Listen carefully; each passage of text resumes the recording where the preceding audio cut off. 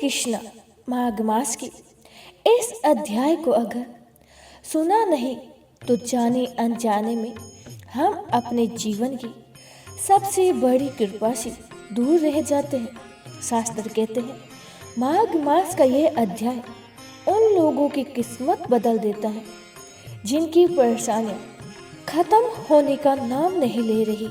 अगर आपके घर में कलेश है, धन रुक गया है, संतान को कष्ट है या मन बहुत अशांत रहता है तो कृपया कर इस कथा को अंत तक जरूर सुनिए। कथा शुरू करने से पहले बस मन में इतना कहिए, हे प्रभु, जो मुझसे अनजाने में भूल हुई हो उसे क्षमा करना। अब शुरू करते हैं माघ मास का यह अत्यंत ही दुर्लभ अध्याय, 23वां अध्याय। लोमश ऋषि कहने लगे कि जिस पिशाच को देवदूती ने मुक्त किया था वह पहले द्रविड़ नगर में चित्त नाम वाला राजा था। वह बड़ा ही शूरवीर, सत्यपरायण तथा पुरोहितों को आगे करके यज्ञ आदि कराता था।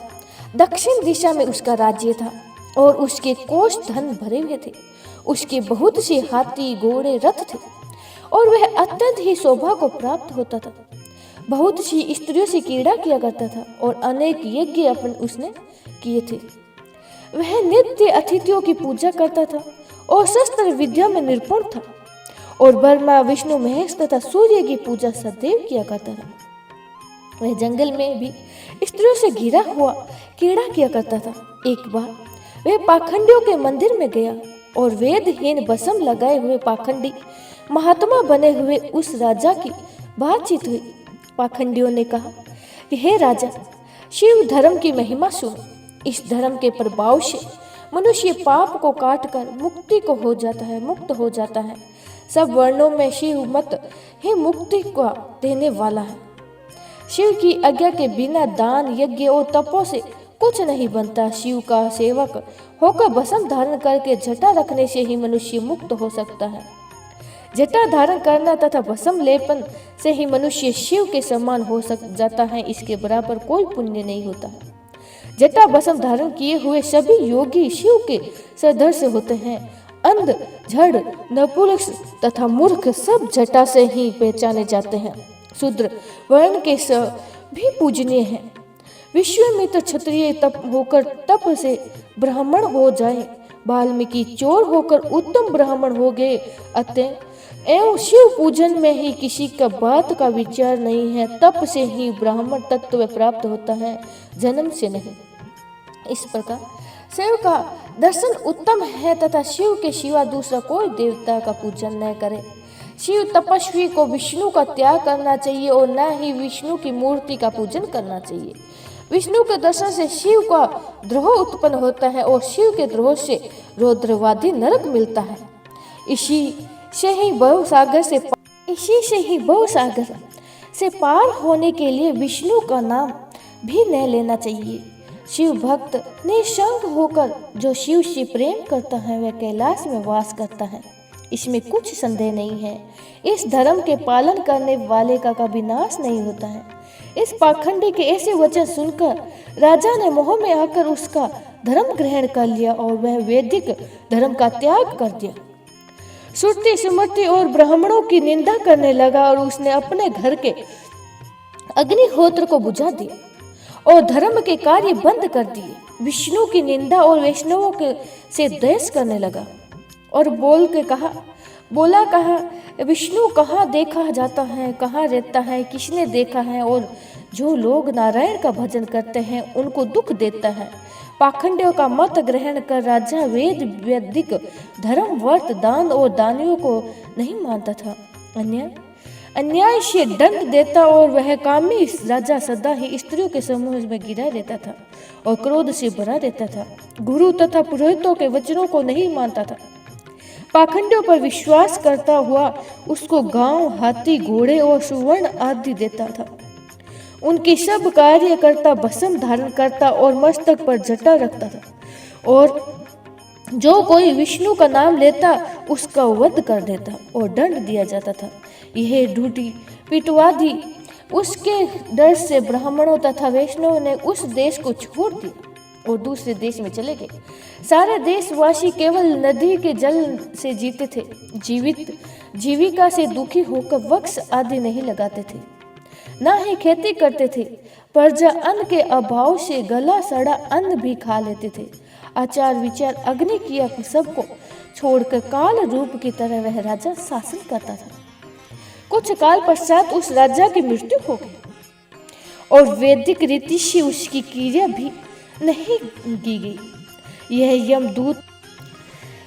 यह यमदूतों से अनेक प्रकार के दुख उठाता हुआ कहीं लोहे के कीलों पर चलता हुआ और कहीं जलते हुए अंगारों पर चलना पड़ा। जहाँ सूर्य अति तीव्र था और ना कोई छाया का वृक्ष था, कहीं लोहे के डंडों से पीटा गया और कहीं बड़े बड़े दांतों के वाले भेड़ियों और कुत्तों के द्वारा काटा गया। इस प्रकार दूसरे पापियों का हाहाकार सुनता हुआ वह राजा यमलोक जा पहुंचा। आइए भक्तों, अब 24वां अध्याय। लोमश जी कहने लगे कि वह राजा पहले तो तामस नामी नरक में गया और फिर अंध तामस जहाँ पर अति दुखों को प्राप्त हुआ, फिर महागौरव, फिर कालसूत्र नामी महानरक में गया, फिर मूर्छा को प्राप्त हो गया, फिर मूर्छा से चेतना आने पर तापन और सर्पतान नाम के नरक में गया। अनेक दुखों को भोगता हुआ वह पाताल नामक नरक में गया।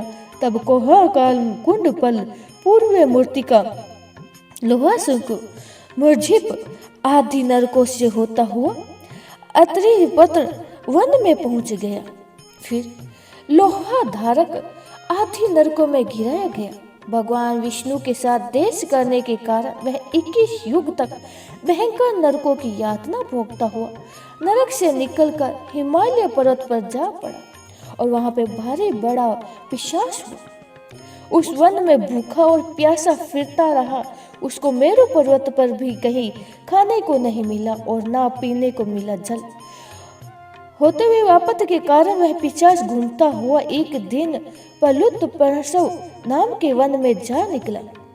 बहेड़ के वृक्ष के नीचे वह दुखी होकर हाय मारा जाऊंगा, हाय हाय ऐसा करते हुए जोर जोर से पुकारने लगा और कहने लगा कि भूख से दुखी मेरे इस जन्म का कब अंत होगा। इस पाप रूपी समुद्र में डूबते हुए मुझको कौन सहारा देगा। लोमश जी कहने लगी कि इस प्रकार वेद पाठ करते हुए देवहूति ने उनके दुख भरे वचनों को सुना और वहां पर एक पिशाच को देखा, जिसकी लाल डरावनी आंखें, दुर्लभ शरीर, काले काले ऊपर खड़े हुए बाल, चेहरा विकराल, काला शरीर, लंबी सी जीभ बाहर निकली हुई और लंबे होठ, लंबी जांघें, लंबे लंबे पैर, सूखा चेहरा, गड्ढे जैसी आंखें वाला पिशाच को देखकर देवहूति ने उससे पूछा कि तुम कौन हो और ऐसी करुणा से क्यों रोते हो? तुम्हारी यह दशा कैसे हुई और तुम्हारे मैं क्या उपकार करूं? मेरे आश्रम पर आ जाने से कोई प्राणी दुखी नहीं होता है और वैष्णव लोग आनंद ही करते हैं। सो हे भद्र, तुम अपने इस दुख का कारण जल्दी कहो, क्योंकि विद्वान मनोरथ पाने के लिए विलंब नहीं किया जाता है। ऐसे वचन सुनते ही प्रेत रोना बंद करके विनीत भाव से कहने लगा कि हे धीरज, किसी बड़े पुण्य से मुझको आपके दर्शन हुए हैं। बिना पुण्य के साधु की संगति नहीं होती है। और फिर उसने पहले जन्म का वृत्तांत कहा कि भगवान विष्णु के देश के कारण मेरी ये दशा हुई है। जिस हरि का नाम यदि अंतिम समय में मनुष्य के मुख से निकल जाए तो मनुष्य विष्णु पद को प्राप्त होता है और जो सबका पालन करता है उसी से मैंने देश कर लिया। ये सब मेरे कर्मों का ही दोष है, जिसका ब्राह्मण तप द्वारा प्रार्थना करते हैं।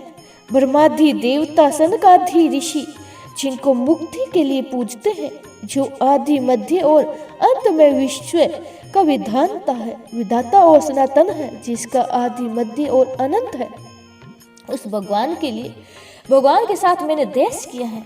जो कुछ पुण्य किए मैंने पहले जन्म में किए थे, वह सब विष्णु के देश रूपी अग्नि में जलकर भस्म हो गए।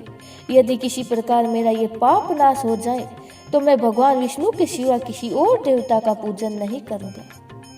विष्णु भगवान से देश करके मैंने बहुत दिनों तक नरक यातना भोगी है और अब पिशाच योनि में पड़ा हूँ। इस समय मैं किसी अच्छे कर्म के योग से ही आपके आश्रम में आया हूँ, जहाँ पर आपके सूर्य रूपी दर्शन ने मेरे दुख समान अंधकार को दूर कर दिया है। अब आप ही कोई ऐसा उपाय बतलाइए जिससे मेरी यह पिशाच योनि दूर हो जाए, क्योंकि सज्जन पुरुष उपकार करने में देर नहीं करते हैं। देवदूती कहने लगे कि यह माया देवता मनुष्य असुर सबकी स्मृति को मोहित कर देता है, जिसे धर्म का नाश करने वाला देश पैदा हो जाता है। जगत के उत्पन्न करने, रक्षा करने और नाश करने वाले जो सब प्राणियों की आत्मा है, उनसे भी लोग देश करते हैं, जिसके अर्पण करने से सभी कर्म सफल होते हैं। जिनकी भक्ति से मुक्ति मोड़ने वाले मूर्ख कौन सी गति को प्राप्त नहीं होते हैं। चारों वर्णों को वेदोक्त हरि का भजन करना ही उत्तम है, अन्यथा कुमार्ग में चलने वाले मनुष्य नरक के गामी होते हैं। इसी कारण वेद विरुद्ध कर्मों को त्यागना चाहिए। अपनी बुद्धि से बचे हुए धर्म के मार्ग पर चलने से मनुष्य परलोक के पथ का भी नाश करते हैं। वह वेद देवता और ब्राह्मणों की निंदा करते हुए झूठ मन से कल्पित शास्त्रों को मानने वाले नरक में जाते हैं। देवादिदेव विष्णु से विमुख होने वाले नरक में जाते हैं। जैसे द्रविड़ देश का राजा नरक में गया, इस कारण इनकी निंदा नहीं करनी चाहिए और वेद में कहीं गई क्रिया को भी नहीं करना चाहिए। लोमस जी कहने लगे, ऐसा कहने पर मुनि ने पिशाच को सुमार्ग बतलाया कि माघ मास में तुम प्रयाग में जाकर स्नान करो, उससे तुम्हारी यह पिशाच योनि समाप्त हो जाएगी। माघ मास में प्रयाग में स्नान करने से मनुष्य पहले जन्म के सब पापों से मुक्त हो जाता है और वहां पर स्नान करने से मुक्ति प्राप्त होती है। इससे बढ़कर और कोई प्रायश्चित नहीं होता। संसार में यह मोक्ष और स्वर्ग का खुला हुआ द्वार है। गंगा और यमुना का संगम त्रिवेणी संसार में सबसे उत्तम तीर्थ है। पाप रूपी बंधन को काटने के लिए यह कुल्हाड़ी है। कहा तो विष्णु सूर्य तेज गंगा यमुना का संगम, और कहा यह तुच्छ पाप रूपी तृण की आहुति जैसी घने अंधकार को दूर करने वाला शरद का चंद्रमा चमकता है। उसी तरह संगम के स्नान से मनुष्य पवित्र हो जाता है। मैं तुमसे गंगा यमुना के संगम का वर्णन नहीं कर सकता, जिसके जल में से एक बूंद को स्पर्श करे तो केरल देश के ब्राह्मण मुक्त हो गया। ऋषि के इसी वचन सुनकर प्रेत के मन में अत्यंत शांति उत्पन्न हो गई, मानो सब दुखों से छूट गया हो। प्रसन्नता से उसने विनय पूर्वक ऋषि से पूछा, राधे राधे, जय श्री कृष्ण। आगे 25वां अध्याय जो हम कल आपको कथा में सुनाएंगे।